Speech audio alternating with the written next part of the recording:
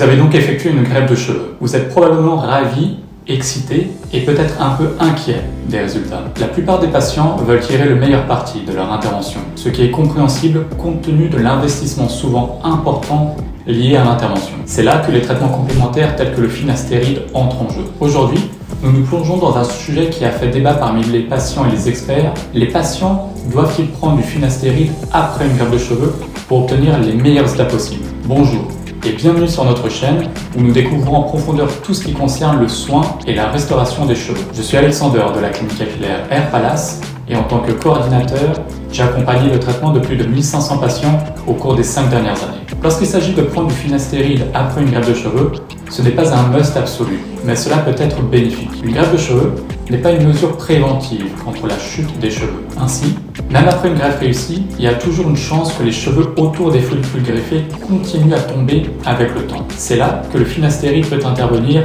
et vous donner un coup de main. Le finastéride, communément connu sous la marque Propecia, est un médicament oral principalement utilisé pour le traitement de la calvitie masculine, une affection qui touche des millions d'hommes dans le monde. Il agit en inhibant la conversion de la testostérone en dihydrotestostérone, DHT, une hormone qui joue un rôle crucial dans la chute des cheveux. En réduisant les niveaux de DHT, le finastéride peut ralentir ou même stopper la perte de cheveux dans ces zones non transplantées, assurant un aspect global plus cohérent et naturel. Le finastéride est excellent pour maintenir la quantité de cheveux que vous avez et il peut potentiellement améliorer les résultats globaux en empêchant une nouvelle perte de cheveux. Cependant, bien que cela semble incroyable au premier abord, le finastéride ne fonctionne pas pour tout le monde. De plus, vous devez également tenir compte des nombreux risques et complications pouvant découler de la prise de ce médicament. Ceci inclut une diminution de la libido ou un dysfonctionnement érectile qui ont été signalés chez un petit pourcentage d'utilisateurs. Dans l'ensemble, il peut être judicieux d'envisager de prendre du finastéride pour protéger votre investissement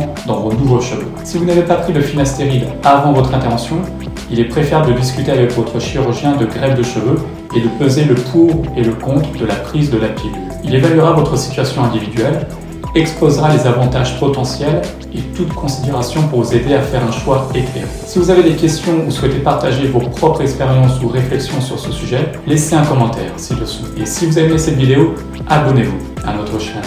Nous publions de nouvelles vidéos chaque semaine afin que vous puissiez jeter un œil aux histoires de réussite et en savoir plus sur les méthodes de restauration capillaire qui peuvent vous aider à surmonter la perte de cheveux une fois pour toutes. Merci d'avoir regardé.